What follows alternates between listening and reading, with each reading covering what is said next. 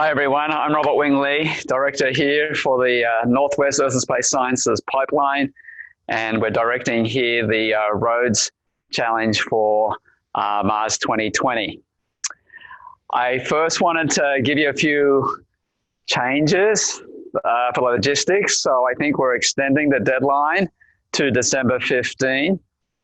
However, I just want to know that if you register on the original date, we do have a Mars expert video speaker lined up for November, late November, and there's a great opportunity to actually talk live to a real NASA rover expert. We'll have another one in December, and the last one will be in January.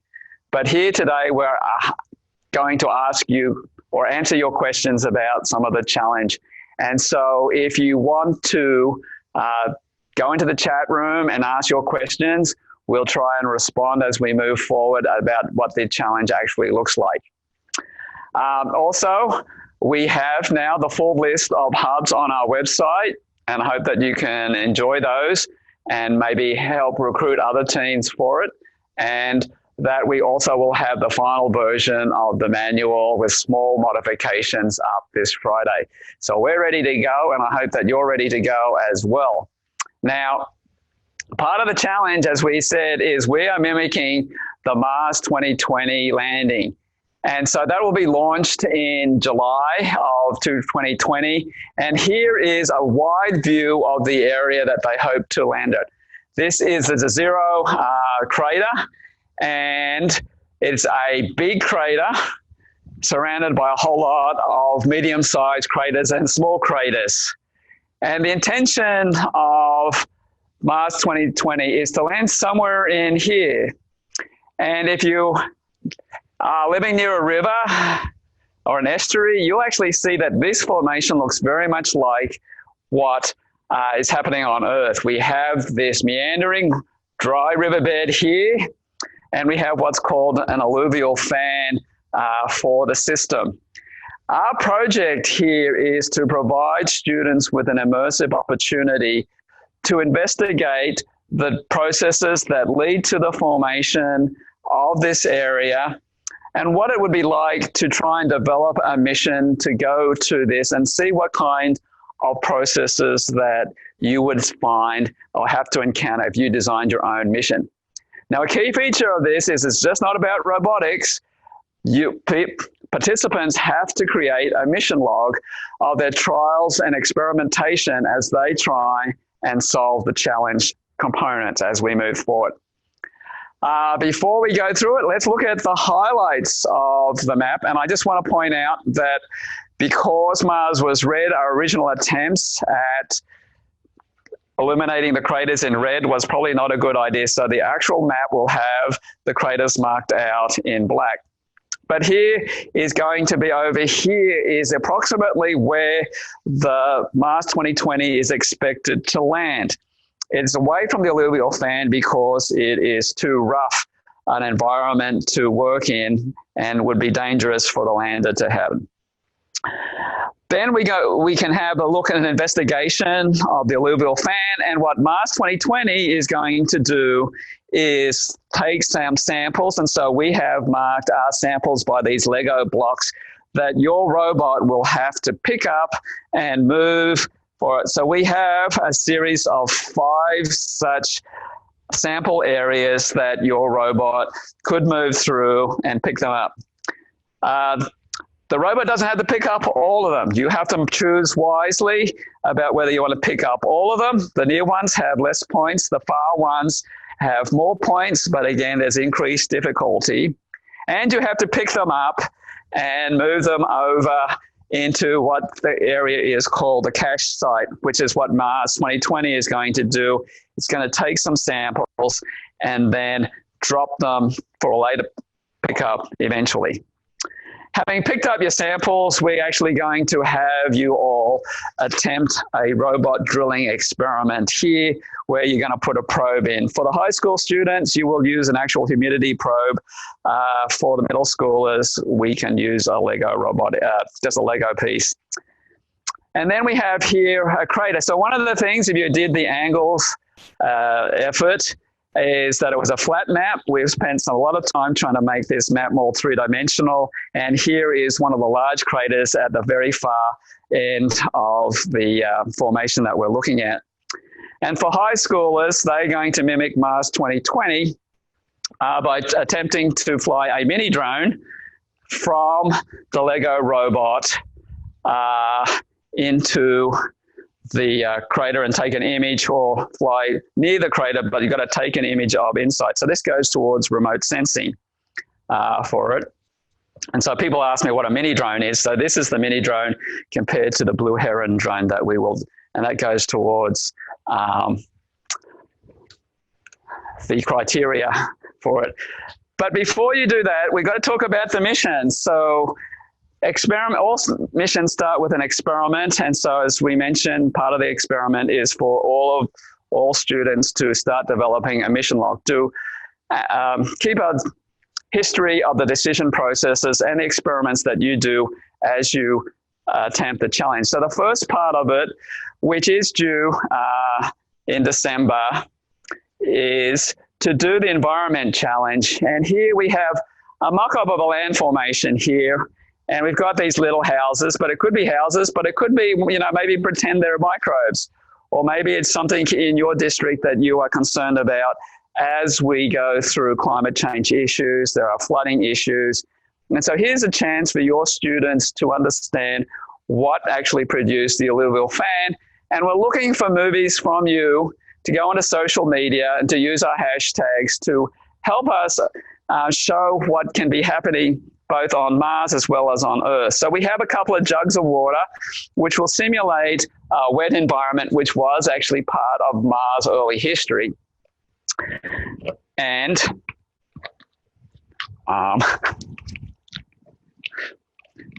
yeah, I'll do this jug here. And so this would be, and so I've got slightly wet sand here. You can see that we've got a slight divot in the sand, and then we can do it. So one of the things is we want your movies to see whether you can reproduce the alluvial fan that we see for Mars 2020 in the Jezero crater. And you can see that the water is breaking free of the original crack and then doing its own thing as it builds up. And you can see some areas are getting washed down. And so some of those houses in the beginning, we are finally getting enough water here to now start producing a fan. And you'll see that the riverbed is not constant. It's going to want to change and move around, which is what we also see with major flooding events here on Earth. And maybe your students can write a nice story about what's happening on their simulations for it. And then you can actually start to see the alluvial fan developing here. I'm going to turn my altal off here. And so your students can experiment it by putting in trees or other pebbles more than just sand. You can actually change the course of how the system evolves for it under various water conditions. And, maybe I'm putting water in too fast. Maybe you want to put water slow. But we're looking for some analysis of where or how we might produce a nice alluvial fan here. And you'll see that I've got a little drain plug here to let the water out for it as we go through. And you can see that we've wiped out the housing settlements in the middle here. But you can see as the water drains out that we're starting to form a nice alluvial fan. It's very much similar to the... And so this isn't a very expensive experiment. It's just a plastic tub with a little water valve at the end to let the water off and some play sense. So that's pretty easy.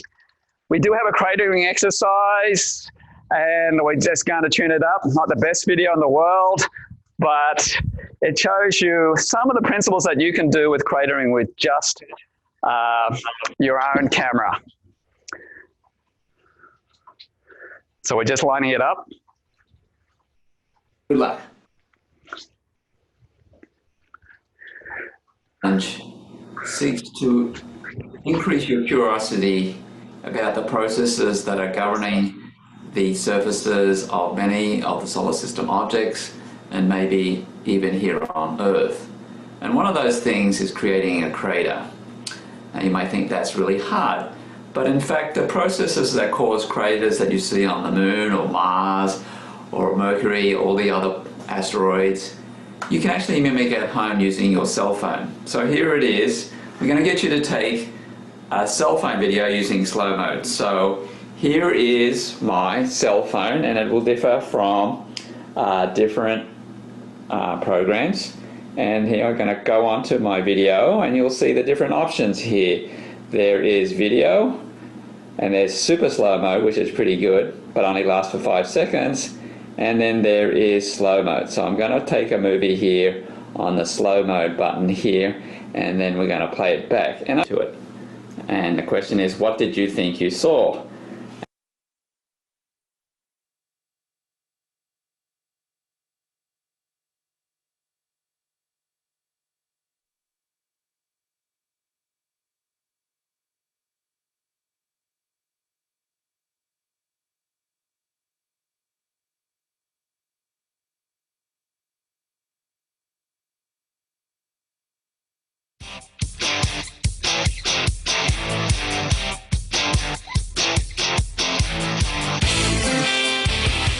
Finish up the video saying that you should try this experiment. Maybe a rock into sand, a hard obstacle into flour is a good one, and I know that everyone likes to throw rocks into a lake. Try and see what it is. So have fun with the experiment. We're looking for somebody with the coolest video and greatest following on social media about what is the most interesting impact that you could do with your cameras. So good luck. Okay, so you saw the video, and I was thinking even last night, a good experiment might be an M&M into either milk or flour. So there's lots of experiments you can think of, and we want your students here to have some fun, investigate, and get confident that they can do these different kind of experiments. The next stage, of course, for Mars 2020 is not only to understand the geology, but understand what the search for past life looks like. We don't expect life to be on Mars presently, but there's potential for life in the past. Now, Mars will have a couple of signatures for potential life. One of them is thought to be methane that's going, and we can do a methane detection for it by using these combustible gas meters. This is the same things that you would use for gas leaks around the house, so this is a good home application for the effort. What we'll do is we will switch it on very low, and then it will just give a small click. It turns out that the human body is actually a good source. Now, I know cows get a bum rap for giving off methane, but so does the human body. And the way we would calibrate the methane is just on my breath, so stinky breath time. So no signal there. And if we'll get a little bit closer, till it clicks a little bit. So on. And so part of the exercise for your students is to map out methane sources around their neighborhood. So I think my hair is also a methane source. Not today. I won't do the other parts, but let's see, I'm going to go up a little bit more. Okay, so we've actually got a few different soil samples here. We have 2 compost heaps. Wait a minute, it's clicking away a little bit too much. Okay, we've got dry sand, and we've got from fresh garden soil. And so I put it in here, we won't see anything. So there's no sign of dry sand, so of course not. But if I put it into my compost heap, maybe I can detect methane. So there's ability to have signatures of life, even though the human eye can't see it. And here's my other soil sample. And it's not as, a little bit, there we go. So great sources of methane, poultry areas, farms, sewage lines. And in fact, London was once upon a time, its lighting system was propelled by sewer gas. So here we have you guys doing the same experiment that they're going to be doing on Mars, is looking for potential methane signatures and what that might mean for whether there is life or not, because there's only biological or geological potential for that. And then the other thing then is, once you identify where there are great sources of methane, like my compost heap, we want you to do a search for macroinvertebrates. It might be an ant, it might be a worm, it might be a gross little bug. We are looking for the grossest movie to be awarded. Okay. All right. Did you have the movie? Okay. We have, so if your school doesn't have a microscope, we have these digital microscopes that are available for your enjoyment. It's there. We get these off Amazon. They're about $60, and so they are able to provide a nice image of here. So I've got a little wormy hair there, for example, to examine. And so you can zoom up and play. So we're going to play a little movie of my favorite bug movie.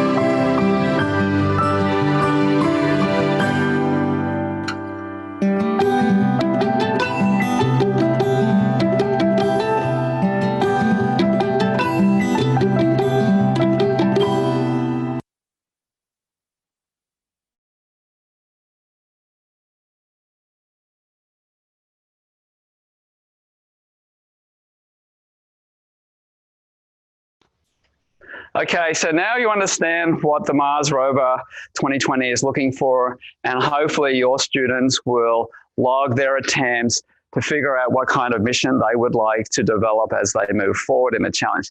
And having done those two components, looking for the geology and looking for signs for life, then it's time to plan out your mission. Now, April 2020 is also marks the 50th anniversary of the Apollo 13 mission. And so that was a sign of ingenuity and inspiration.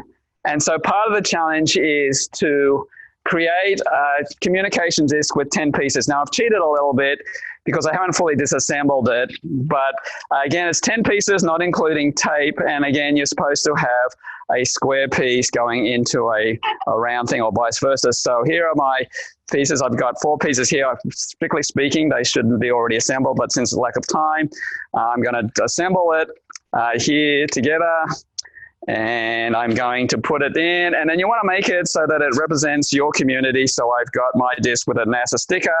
I do have some tape there that I can put on. And so you'll end up with your 10-piece put together artifact.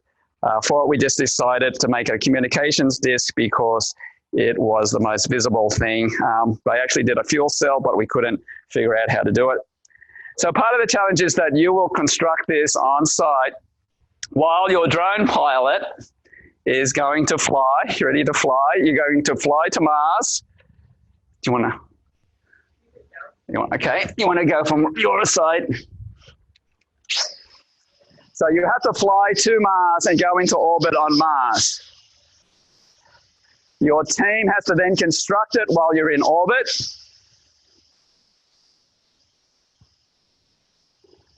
And then you have to stay in orbit until you construct your device and put it here in the yellow circle. All right. At that point, when you have put in your communication disk on the surface of Mars, your drone can now fly and land in the landing zone after we've orbited Mars a little bit. So here we go.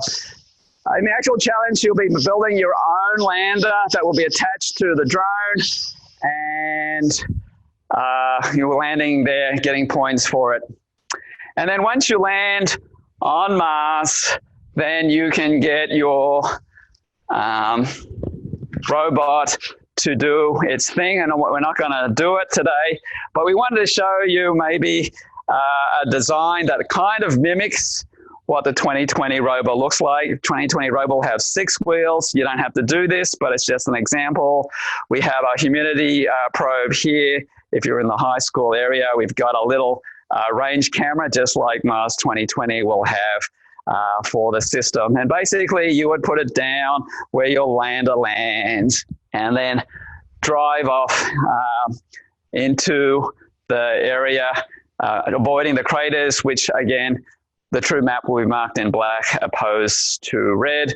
You'll move those Lego blocks into the position and then finish off the challenge as per unit. So I think that's a basic challenge. We're going to open it up to questions for you. And I'm going to introduce Christina, who is going to be working with all the hubs for you, and we'll try and answer as many questions as we can. So introduce yourself. Thank you. I'm Christina Jarvis. I'm the lead coordinator at NESPI. I'm going to clip this on. And I did receive questions from several people. Thank you for sending those in about the challenge. So I'd like to read those out and provide answers, and Robert will jump in as necessary. They're grouped by the topic, and the first topic is mission objectives and challenge tasks. The first one comes from Jim Fitzgerald. What are the specific tasks that each team needs to complete during the challenge? So I hope that the walkthrough we just did answered that one. All of the mission objectives is what you're looking at in the manual. So look for the term mission objectives in the manual, and those are the things that you have to complete at the challenge. I should have pointed out that for the third and fourth graders, we have an Ozobot capability as opposed to the Lego. And what they should do is lay in their own white strip of paper or trail, whatever they want, to follow around and do the same exercise, but they would lay down their path for the Ozobots to complete their challenge. But that's about the same. Yeah. And we have different divisions. And so we did build that Ozobot part of the challenge with younger students in mind, but some third and fourth graders I know already do Lego robotics. So it does say in the manual that you can elect to do a different division if you want to take on all of those challenges as well. Marvin Gervis asks, as we complete missions, what social media platforms are we to use? We can view your posts as long as they're public on Facebook, Twitter, and Instagram. Don't use Snapchat or TikTok or any of the other ones that I'm not aware of. But Facebook, Twitter, and Instagram are good. Just make sure that it's public, that you're following all instructions, and include all of the parts to your post, including the explanation, for example, for your mission patch. And don't forget the hashtags. Hashtags are crucial. Hashtags are part of those instructions. Jeff Weibel, I believe is how you say it. For mission objective 3, does it mean disassemble when it says design, build, and disassemble a communication dish? So we had that typo. Thank you for catching that. And it's going to be updated in the next version of the manual, which we will have live on Friday. So I'm going to make those edits tomorrow. But it'll be assemble, not disassemble. Yes, sorry, it is assemble. Jeff Weibel also asks, does it mean 10 separate pieces that make up the dish, or 10 different materials used in construction of the dish? It's actually 10 separate pieces, and we're not specifying what those materials need to be. Will the components of the dish be carried by a drone? No, the drone must remain in the air, orbiting Mars while the team is assembling that dish. Jeff also asks, mission objective 4 and 2 are very similar. 3 and 5 are similar as well. Are they duplicates? Again, we did have some typos and information that needs to be grouped. Those are going to be fixed in the upcoming version of the manual. Apologies for that. Don't see an ellipse on the current map. Is that coming? So when ellipse is mentioned in the manual, what that's referencing is the circles that make up the landing zone, which are right there where our robot is currently sitting. So if you see the word or term ellipse, that's what that's talking about. Yeah, that's the technical term that the actual mission scientists use, because it tends to be extended in one direction for the approach of the spacecraft, but here we've idealized it to a circle. Oh, okay. And do we have to complete the missions in order, or that they are in the manual? No, you do not. You don't have to complete them in order, except for there's exceptions for deadlines. If you want the certain parts of the challenge scored, like the mission patch and those mini challenges, then you do need to meet those deadlines to get that score. However, when you're actually completing all of the challenges on the mat, then you can do them in different orders and experiment and see what you like best. So we're looking for a variety from teams. And don't forget, the most important thing here, 40% of your points is actually in the mission log. So the deadlines for the mini challenges aren't necessary, but that's when you get awards. But you do have to submit your mission log with all the mini challenges completed. So if you don't make that deadline, still submit it. And at the challenge, then you can still present that information and in your mission log. The next topic is equipment and support. What is the micro drone? So that's actually referring to the mini drone, which is talked about in Objective 11. And the mini drone is only for, I believe it's Sojourner. It's not Sojourner. Curiosity teams, and it's not required by the other divisions, but it's optional for the what's the one? I can't remember the other name. Spirit and Opportunity. So it is required by the high school or the Curiosity ones. And all right, moving on right along, we have one more page of questions. What equipment will we be using? So this is a question from Jim Fitzgerald. Is it the same drone and Lego sets as last year? Yes, if you did the Angles Challenge and you still have your equipment for drone and Mindstorms, you can reuse those. They're the same robot and drone. There are a few other pieces of material that we do have material support. If you are eligible for that, then look into what support your hub is providing, because each hub is providing support in a little bit of a different way. Force One has been good to us again, so they're offering the drones to us at, again, a nice steep discount. So we'll put that information up shortly as well. And I think we're also getting some of the other equipments on discounted price. We're still working with vendors. So discounts are available, and I'll put that information up as it comes available. And John Hargis says, on what date roughly will the measuring equipment arrive? So this depends on when you complete your erosion table objective, because we're going to be sending teams different sets, teams that qualify for the support. We're going to be sending them materials based on what objective step they're at. So if you have done the erosion and you've submitted your video, now we can see, yes, you're starting to do all of the things, all of the parts of the challenge, and then we will send you that next set of search for life materials. And then complete the search for life, then we can go on to the Legos and the drones. Again, we have limited funds from NASA, so we're very fortunate to have NASA support us, but we don't have infinite funds. So this is a way to more fairly distribute the limited resources that we have. And John Hargis also asks, will there be guidelines provided to show students how to construct their alluvial fan and erosion simulator? So I am going to go in and add everyone who has registered already, all flight directors who have registered, into a shared folder, a Google shared folder, where instructions are going to be, well, I think they're already in there, plus all sorts of other educator resources. There are also instructions and some more information about that in the manual. I was going to say too is we're putting out this year a whole lot more video training sessions. So we already have 4 out there on our YouTube line, which is directed from the Mars 2020 website to our training videos. If you feel like you need additional training videos beyond what the demonstrations we did today, we're happy to make those videos and put them online for you all. Send it to Christina though. Okay. And this question is about summer.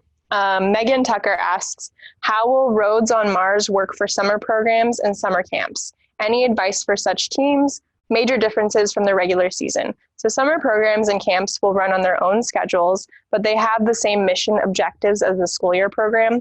And because the Mars 2020 launch period is during the summer, the prize for summer camps cannot be the same because the timeline doesn't line up. So the trip will not be, the prize will not be to the launch. The exact prize is being finalized by NASA currently. We're working with them, but it's likely going to be either a party for the winning team the landing party, or possibly, depending, maybe a trip to a center or museum that's local to the winning team. I still have to work with NASA for that part. So it's not finalized. Just stay tuned, and we'll post the summer camp prizes sometime in the new year. But we do know that your schedule will be different. Yeah. It basically is dependent on when your summer camp runs. You build your own schedule, and you assign your own deadlines internally for all of those mission objectives. We have 2 more questions, and then if you have any questions live, we already have some. Okay, great. John Hargis says, will team member substitutions be cause for penalty? For example, if the team members who submit the environmental mini challenge are different from those who submit the mission patch are different, will that be cause for disqualification? No. In fact, we encourage teams to work together on everything.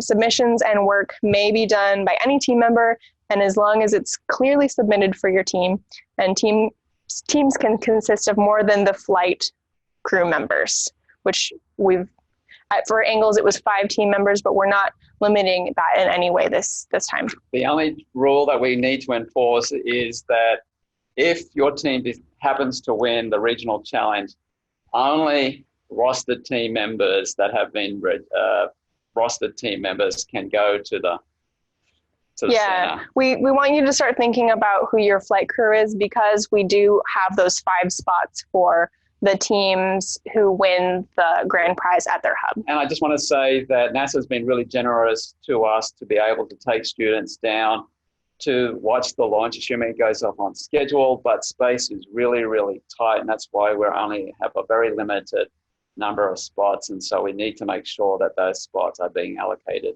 to actual team members. And the last one is from John Hargis. Who will be responsible for writing and submitting the log entries? Is it individual team members or the flight director? So it's team members, and they collaborate to work on the entire mission development log. And the flight director's role is always to guide and make sure, maybe they will look at it and say, oh, let's add this part into this part of the mission development log, but it's not their job to write those parts. So it's like a report that the team members are making. Absolutely. Okay, so we have got questions from today. Thank you, Kay. Number 1, where is the manual? So I guess it seems like someone just linked to that in the chat. It's on our website, and if you go to the roads dropdown, you'll see one that says manual, so that'll always be there. Also, no matter where you are, if you just type into your browser nwessp.org/mars/manual. That will always take you to what is the most current and up-to-date version. We're going to do as few versions as possible, but we do catch things every now and then, thanks to you all pointing those things out. Do we have a score sheet to look at? So the score sheet is not developed yet. We're working on it, and I don't think we have internal deadlines, but we have no published deadline for. Yeah, it'll be sometime, say December. Yes. Oh, okay. It'll be in December. But we'll make this thing. If you register, we'll get the score sheet done by the time everybody registers. Okay. And are we implementing a real-time communication with the rover, since there is a radio delay when trying to reach Mars? There are real-time communications with the rover. It's limited to 6, correct? 6 different, and I don't know the term we're using. I think it's like inputs. Basically, you can tell the rover to play a program 6 different times, other than your original one when you press it to start. And so, yes, we're not really incorporating the radio delay part of reaching Mars. So there's no delay. There's just that limit on how many times. There is, of course, an inherent limit, a time limit, because the Lego robots always take a few seconds to actually implement and download the command. So you already have that. We felt that we didn't want to stress the students by requiring a fixed time limit between each command, but we did limit the total number of commands to 6 this year, just so that we're sort of simulating that process, but not stressing the students. Where can we get the map? So email me, just like last time. You're going to email me, and my email is I'm sure Mary will put it in the chat, cjarv@uw.edu. And we're again thanking Seattle, was it? Oh, yes, thank you. Seattle Design and Print is a really generous sponsor as well. And they have given us a really good discount on these mats. They are still, sometimes it's hard to get those funds, and we understand that. So reach out to us if you need help with that.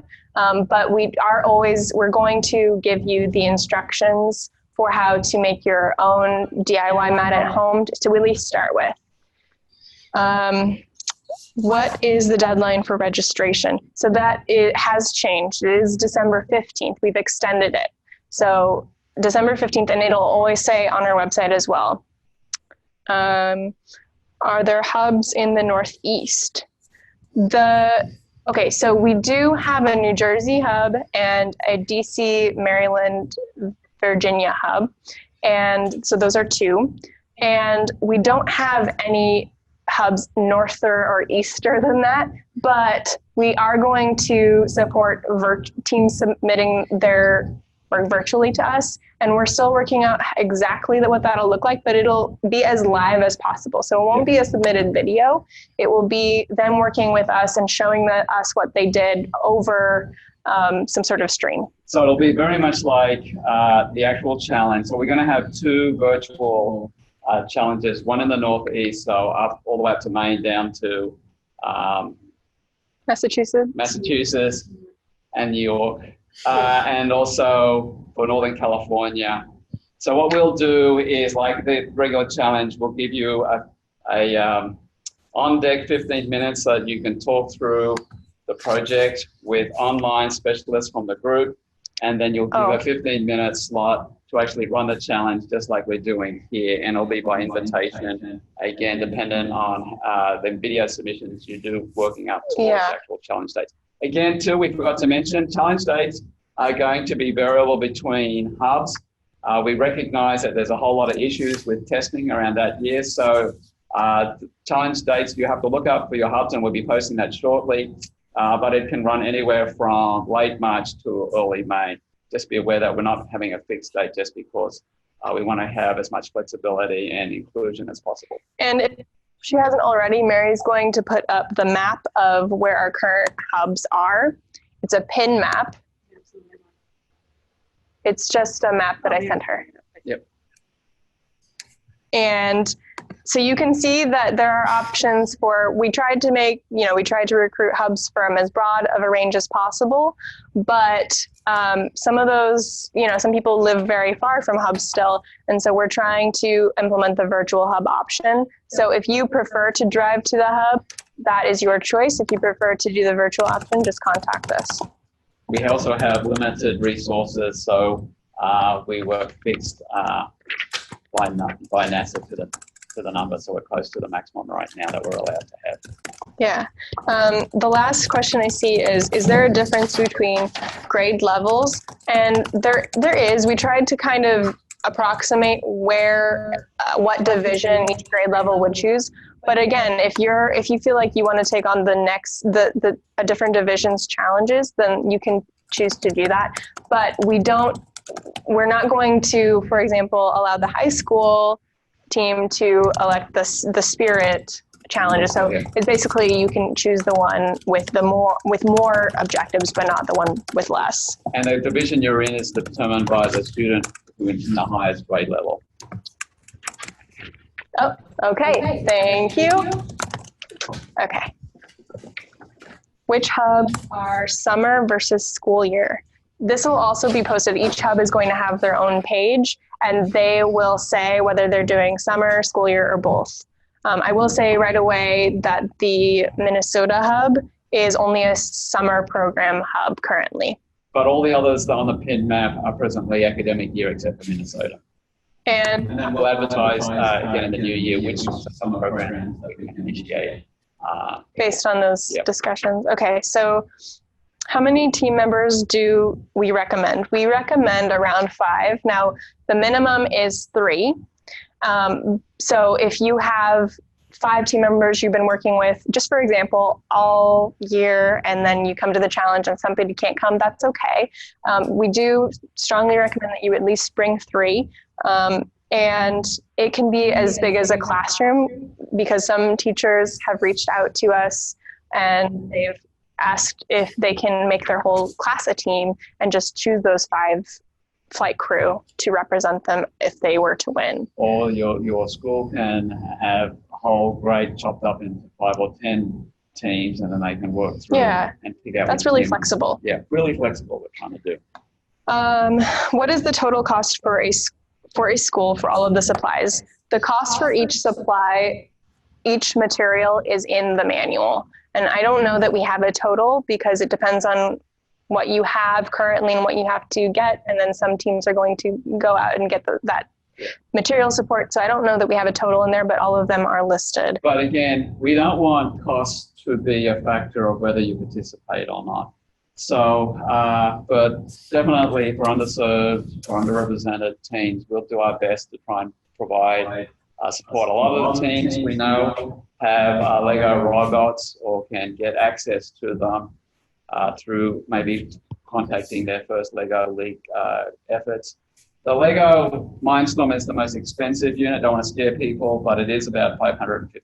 But we have been providing loaners out, and so if that's an issue, but you really want to participate, contact Christina and we can do it. The rest is fairly cheap. The meter that we did for the methane is $30. The microscope, if you don't have a microscope, is $60, but hopefully your school has a microscope. The drone itself, the Blue Heron, is $100, and the mini drone is about $30. So, and the mat is $150 after the discount. But we have do-it-yourself instructions, so that a canvas or a tarp is actually quite similar to this, and you can just draw out, and we'll provide that, which is a great mapping exercise for your students. It is how to construct a map given the instructions. What is the total cost? What qualities qualifies a team to receive supplies from NESB? We sort of just mentioned that. Yeah, and I will say last time we had no idea how many requests we would get, but we were able to give supplies, I think, to every team, at least in Washington, for example, who requested it. And I can only speak to what our hub specifically did, because every hub is different. But it does depend on where you are and what your hub is. This time, I don't know, again, I don't know how many requests we'll get. We're going to send out as many as possible of those loaner equipment, robots and drones, and if you need the other things as well. What qualifies? Well, we are going to consider, at least in Washington, for example, we're going to consider the 50% or more reduced lunch schools first, and then we're going to provide those materials for the other teams after those ones have been looked at first. And again, that's a Washington thing. The other hubs might have rules that are slightly different. Some of your hubs might already have existing loaners available on the previous challenge.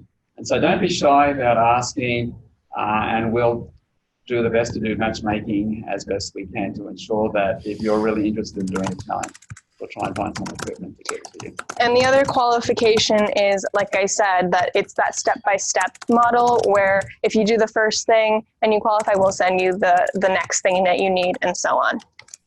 So we're starting cheap first, right? The first parts are really cheap, only about $30 worth of equipment, and then we get more and more expensive. Okay. Any other questions? Great. I'm glad. Interactive group. Is it okay to mix grades on a team? Example, 3rd and 6th grade. Absolutely, it's okay. And like Robert said, your division level, the minimum division level you have to choose is dependent on the oldest person, the person in the highest grade in your team. Correct. All right.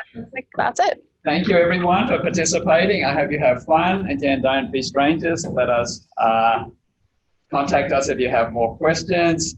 Be out there in the social media, and let's have some fun and a good challenge. Thank you, everyone. Thanks.